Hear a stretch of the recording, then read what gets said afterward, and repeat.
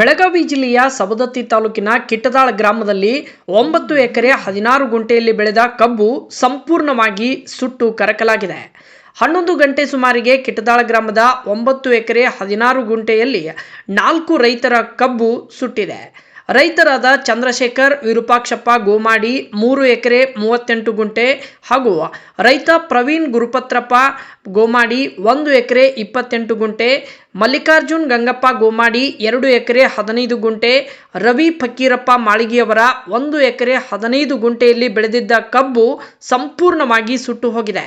ಇನ್ನು ಪಕ್ಕದ ಜಮೀನಿನಿಂದ ಸತೀಶ್ ಶುಗರ್ ಸಕ್ಕರೆ ಕಾರ್ಖಾನೆಗೆ ಕಬ್ಬು ಸಾಗಣೆ ಮಾಡುವ ಸಂದರ್ಭದಲ್ಲಿ ಅದೇ ರಸ್ತೆಯಲ್ಲಿ ವಿದ್ಯುತ್ ಲೈನ್ಗೆ ತಗುಲಿ ಚಾಲಕನ ಅಜಾಗರೂಕತೆಯಿಂದ ಮತ್ತು ಸ್ಥಳೀಯ ವಿದ್ಯುತ್ ಪ್ರಸರಣ ನಿಗಮ ಅರಟಗಲ್ ಕಿಟ್ಟದಾಳ್ ಕೆಇಬಿ ವಿದ್ಯುತ್ ಕಂಬದ ಲೈನ್ಗಳು ಕೆಳಭಾಗದಲ್ಲಿ ಇರುವುದರಿಂದ ಕಬ್ಬು ಸಾಗಾಟದ ವೇಳೆ ಲೈನ್ಗೆ ತಗುಲಿ ಒಟ್ಟು 9 ಎಕರೆ 16 ಗುಂಟೆ ಕಬ್ಬು ಸಂಪೂರ್ಣವಾಗಿ ಸುಟ್ಟು ಹೋಗಿದೆ.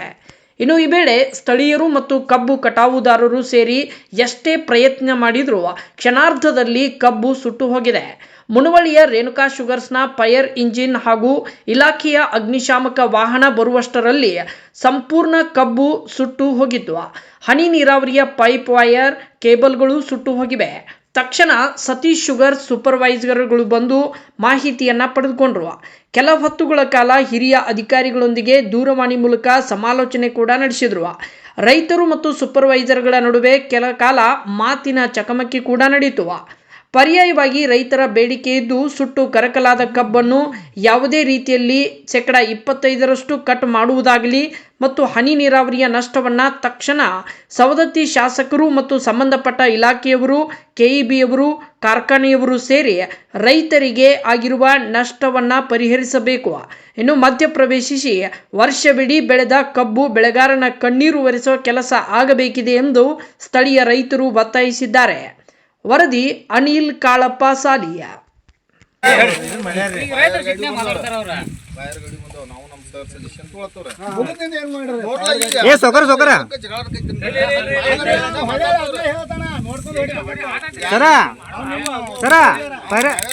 ಫೈರ್ ಗಾಡಿ ಬಂದ್ರು ಅಲ್ಲಿಂದ ಏನು ಇನ್ಕಮ್ ನೀವು ಪರಿಹಾರ ಕೊಡ್ತಾರೆ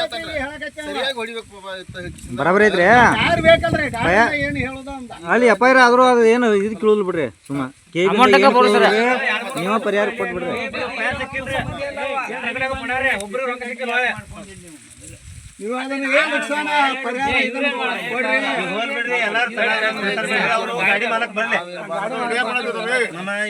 ಲೈವ್ ಚಾಲು ಐತೆ ಬರಾಬರಿ ಐತಿ. ಸುಮ್ಮನೆ ಅದು ಏನೇನೈತಿ ಈಗ ಬಂದಿನ ಕೇಳತ್ತವ್ರ